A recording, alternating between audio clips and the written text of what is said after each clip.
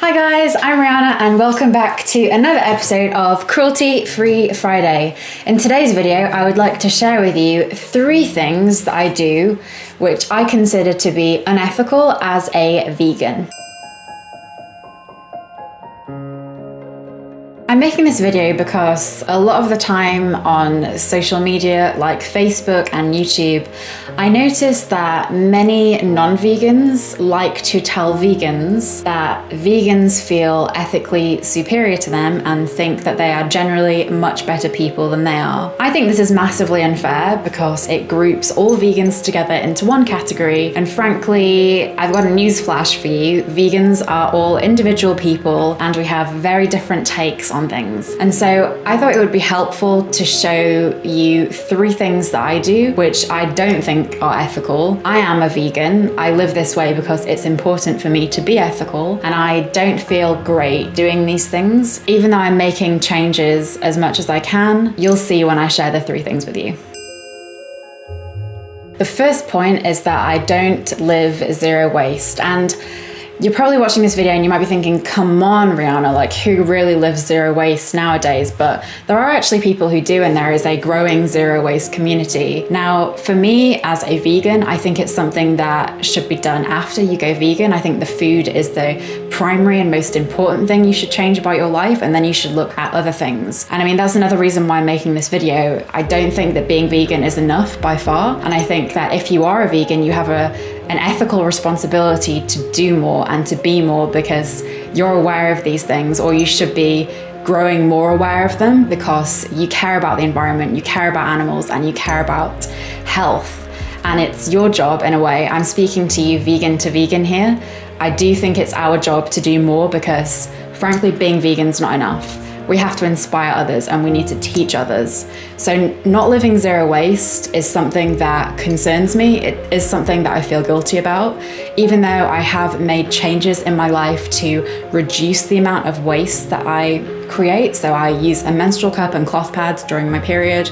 So I'm not using disposable sanitary products. I've switched my plastic toothbrushes up, so now I use bamboo toothbrushes, which are 100% compostable. I don't use plastic cotton buds. I use, again, bamboo ones. I compost all food waste that we have in the house. I reuse plastic bottles that I have. I never ever buy bottled water. That's like a massive no-no. And just don't. If you buy bottled water, that's a really quick way that you can reduce your plastic output very easily. So just don't buy bottled water. Buy a bubble bottle and just reuse that, or a stainless steel flask and reuse that. That's way better. This point probably seems like much more of an environmental concern, but actually it is an ethical concern because when we use products and we throw away things containing plastic, they end up on beaches and they cause a lot of damage to wildlife. And this is something that we should prevent as much as possible. And frankly, the world doesn't need to wrap every damn thing in plastic, but it seems to. And so living zero waste is not as easy as it sounds, but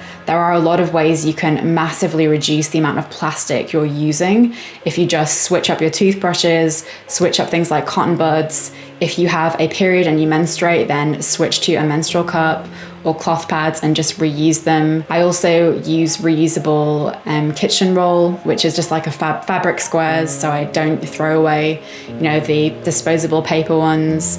I mean, there's lots of ways you can reduce your plastic use, but plastic is the really bad one. And I mean, most plastic like bottles of water are not recycled and they just end up in landfill. So it is definitely an ethical concern that we should be aware of, and we can definitely do more. The second point is that I don't always buy Fairtrade, organic, local produce. And I mean, there are a couple different reasons for this. One is that, to buy organic stuff all the time can be quite expensive. So money contributes to it. And the second is also probably convenience. As a vegan, I want to be able to buy the fruit and veg I want to buy, and it would take more forward planning to figure out places that have fair trade organic things. But then on top of that, it's also the pesticides that are sprayed onto the fruit and veg and the crops, which is massively damaging to the environment and creates so much like toxins that go into the air and pollution. So it's really bad all around. And I do buy organic things when I can, but I don't always buy Fairtrade organic produce. And again, that might seem like a point that is maybe an environmental point more, but the Fairtrade point, you know, we are considering humans, we're thinking about the humans, we're thinking about whether humans are exploited. So I don't feel great about it, and I'm making changes towards that now. The third point, and the one that makes me feel the most uncomfortable, and the one which, whenever I'm challenged about it from people, I end up really withdrawing into myself because I feel the most guilty, I think. And that is, I have 3 pet cats. I have 3 cats. And, well, let me change how I said that. I don't have cats. I share my house with 3 cats, and they come and go as they please, as cats do. And I feed them conventional cat food made from animal flesh.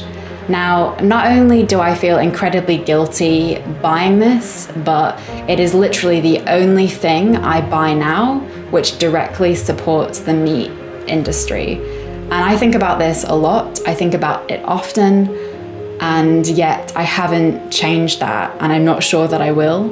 My cats are carnivores, you know, they're obligate carnivores, and I have done research, and some research shows that you can switch cats to a vegan diet, but this is actually a point that causes a lot of arguments between vegans even. So it's something that, yeah, makes me feel really uncomfortable, because I don't want to buy things that are made of dead animals. I think about where it comes from, and I think about the animals that have been killed, and especially, you know, I feed them the dry biscuits, but also I get them the meat in the cans. And the meat one is much worse. And when I'm taking it out of the can and putting it into the bowl, like, it makes me feel pretty sick.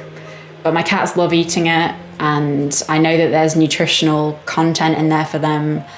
And unlike humans, you know, it's easy for us to go vegan, and it's easy for us to be healthy on a vegan diet. I'm not saying cats can't by any means. They need the nutrient called taurine from meat, which now we've been able to produce synthetically and put into vegan cat food. So there are options there.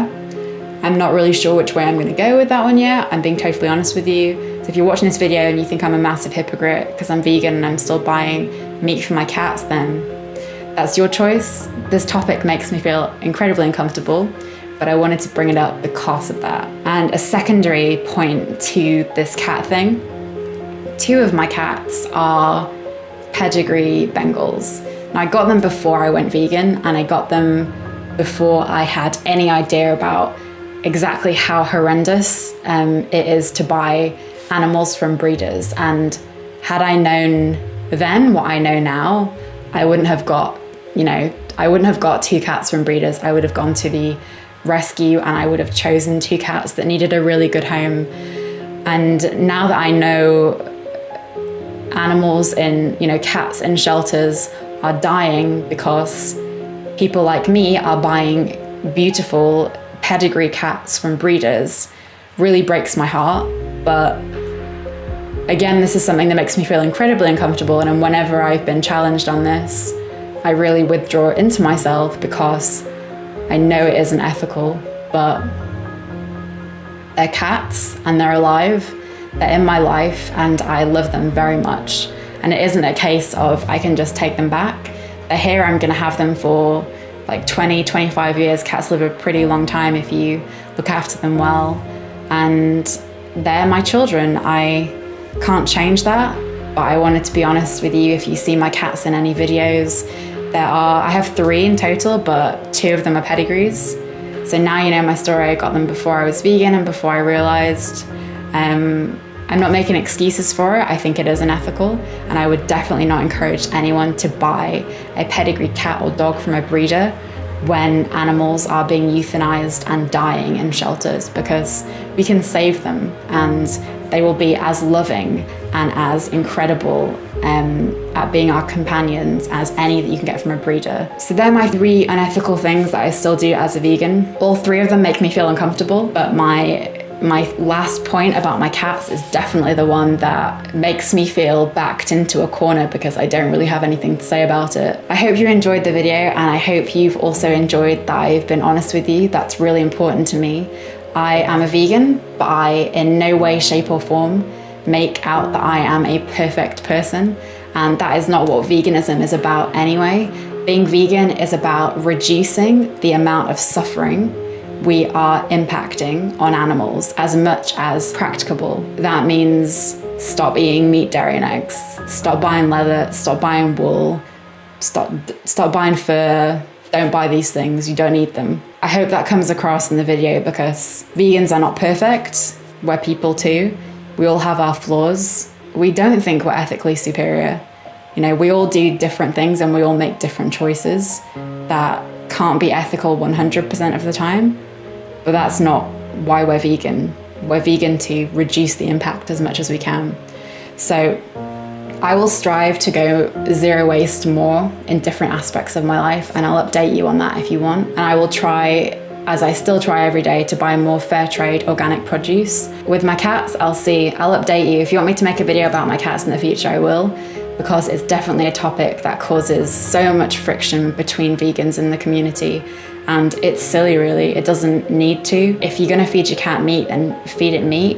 If you wanna feed it a vegan diet, then feed it a vegan diet. It'll probably still go out and kill birds and mice anyway. That's my 2 cents on the cat matter. I think there's definitely more for discussion, and I would be happy to make a full video about the cat issue, seeing as being a vegan and having a carnivorous pet is always gonna, you know, throw a spanner in the works in terms of the ethical parts to it and what you think about it. So yeah, that's all for this video. I hope you enjoyed it. If you did, give it a big thumbs up and make sure you subscribe to the channel. I'll be back next Cruelty-Free Friday for another video. Go follow me on Instagram at Rihanna Jameen. Check out my blog, rihannajameen.com, and go and like my Facebook page. I always link my videos there. And I have another channel too where I talk all about periods. So if you are someone who is interested in periods, or if you have a period, then why don't you go on over and see what I talk about. I'm all about cloth pads and menstrual cups over disposable pads because they're so bad for the environment and they just end up in landfill or in the ocean. So go look at that. And I'll see you very soon. Love and light. Greetings Earthlings, I'm Rihanna and welcome to my brand new channel. Everything you see here will be 100% vegan and cruelty free. In today's video, I'm going to be sharing my everyday makeup routine. Hello friends, I'm Rihanna and welcome back to another episode of Menstrual Monday. In today's video, I'm going to be sharing all the cloth pads I used in the month of January. It's my what I wore this month for January 2016.